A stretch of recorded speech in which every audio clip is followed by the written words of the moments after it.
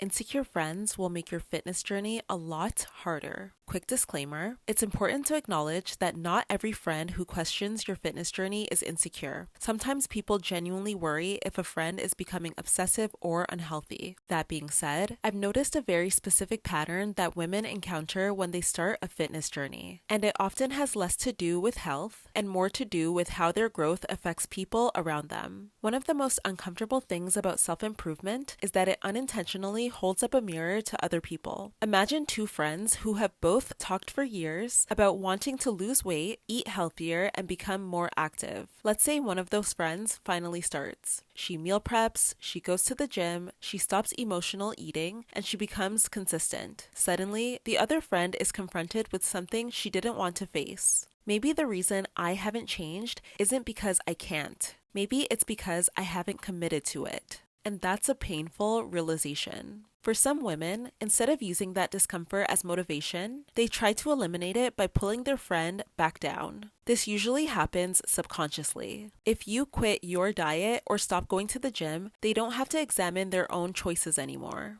Many friendships between women are built around shared habits, sometimes healthy habits and sometimes unhealthy habits. Maybe two friends bond through ordering takeout every weekend, drinking together, complaining about their bodies together, skipping workouts together, or emotional eating together. When one friend changes, it disrupts the dynamic. The insecure friend is losing a comfortable version of the friendship. So, suddenly, she feels like she's doing things alone. And that can create resistance because she misses the comfort of having someone doing the same things she is, even when those things aren't productive. It's very common for insecure women to try to sabotage their friends' progress. One of those forms of sabotage usually shows up as food pushing. Food pushing is when someone repeatedly encourages, pressures, guilts, or manipulates another person into eating food they have already declined. Here's what the insecure friend might say. Come on, just have one. You're no fun anymore. You're being too strict. You can start your diet tomorrow. I made this for you. You're really not going to eat it? And they just continue to offer you unhealthy food after you've already said no. On the surface, it looks like kindness or hospitality, but when it becomes persistent, it often has less to do with the food and more to do with the discomfort the other person feels about your self-discipline. Similarly, the insecure friend may consistently offer temptation, for example, bringing junk food around you, suggesting restaurants that don't align with your goals when you two go out, or pressuring you to treat yourself over and over again.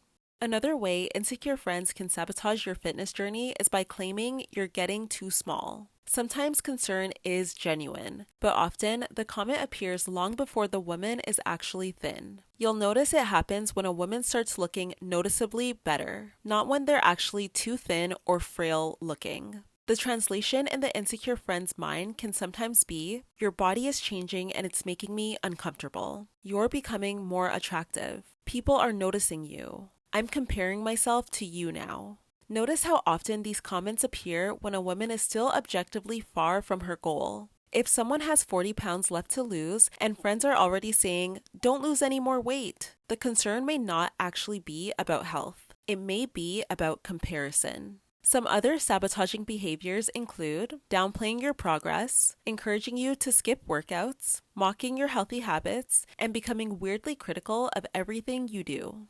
Many friendships have an unspoken hierarchy. One friend is seen as the prettier one, the thinner one, the more successful one, the confident one, the caretaker, so on and so forth. Everyone unconsciously learns their role. When a woman undergoes a major fitness transformation, the hierarchy can shift. The friend who was once considered the attractive one may suddenly feel threatened. The friend who was used to being more confident may notice the formerly insecure friend becoming self-assured, and the friend who felt superior may no longer feel superior. This can create surprising hostility. If you're a woman who's been on a fitness journey, you've probably realized that self-improvement removes access points. Many insecure friends benefit from having access to your insecurities. For example, if you constantly complain about your body, an insecure friend can relate to you, feel equal to you, or feel slightly better than you. But if you stop complaining because you're actively solving the problem, that access point disappears. Your confidence becomes harder to manage. And this makes people who were more comfortable with a less confident version of you very uneasy. At the end of the day, secure friends aren't afraid to openly support your fitness progress. A secure friend says things like, "You look amazing. I'm proud of you. How can I support you? Your discipline is inspiring." Your success doesn't threaten their identity. They believe there's enough success, beauty, attention, and opportunity for everyone. Insecure friends often view life through a scarcity lens. If you gain something, they feel like they've lost something. If you become prettier, more fit, or more confident, they experience it as a personal downgrade. Most of this behavior is not actually about fitness. Fitness is just the visible thing. The real issue is transformation. A fitness journey changes your appearance, habits, confidence, standards, boundaries, and social circle. In other words, it changes your identity. And identity changes reveal which people were attached to your growth and which people were attached to your limitations. The friends who truly love you usually become your biggest cheerleaders. The insecure friends often become strangely uncomfortable because your growth forces them to confront parts of themselves they were hoping to avoid. Insecure friends might be comfortable supporting the version of you that dreams, but they become very uncomfortable when you become the version of yourself that actually achieves your goals. And fitness journeys tend to expose that dynamic faster than any other form of self-improvement. Alright ladies, that is all for today's video. If you'd like to keep up with more of my content, you can follow me on Instagram and TikTok at Reina Safo. One last thing, always remember to protect the woman you're becoming. I'll see you in the next one.